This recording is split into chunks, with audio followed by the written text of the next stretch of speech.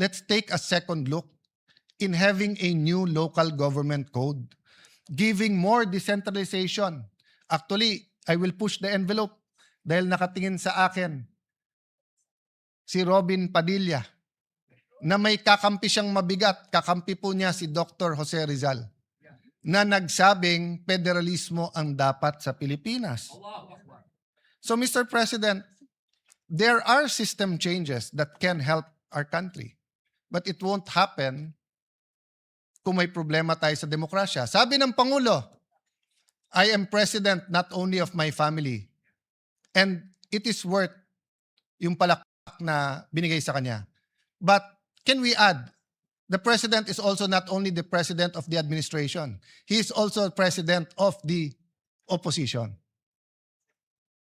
And respectfully, I believe that Senator Bato is fleeing unjustly because he cannot get justice. I believe Senator Jinggoy and Senator Marcoleta are political prisoners, and that if it wasn't weaponized, they will be able to at least go out on bail. So, Mr. President, these are things that we should talk about as a Senate. Beyond politics, beyond emotions. Sabihin nyo na mali ako, but should they be allowed to attend the impeachment? Sabihin nyo na mali ako, and they're not political prisoners, but are they getting the justice? Pantay-pantay ba ang hustisya o selective justice po tayo ngayon? Mr. President, I don't know if there's a slide, but if there is, please put it on. So, ang huling tanong nung anak, Tay, ang daling sabihin, common vision. Pero ano yung common vision na yan?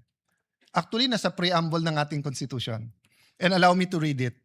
We, the sovereign Filipino people, imploring the aid of Almighty God, in order to build a just and humane society and establish a government that shall embody our ideals and aspiration, promote the common good, conserve and develop our patrimony, and secure to ourselves and our posterity the blessing of independence and democracy, under the rule of law and a regime of truth, justice, freedom, love, equality, and peace, do hereby ordain this Constitution.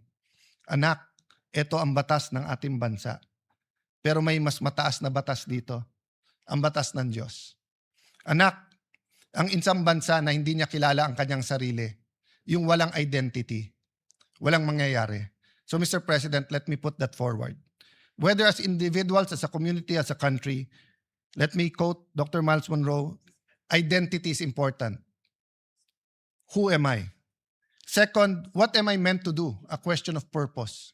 What is the purpose of the Philippine nation? And third, destiny. What am I meant to do? If we understand the preamble of the Constitution, we understand the law of God, we understand our destiny, purpose, and identity, we will be on our way. So let me close by telling our mga anak, manampalataya po tayo, anak. Let us believe, but let us act. Faith without action is dead. Sabi sa Jeremiah 29:11, for I know the plans I have for you, declares the Lord, plans to prosper you and not to harm you, plans to give you hope in a future.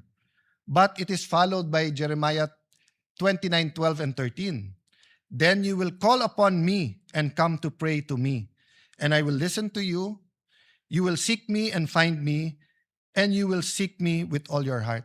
So that's my prayer today, Mr. President, that despite the toxic politics, despite our disagreements, let us all seek God and have faith that when we seek Him, we will find Him. And when we find Him, He will show us His plans to prosper us and not to harm us, plans to give us hope in the future. Thank you, dear colleagues, for this opportunity.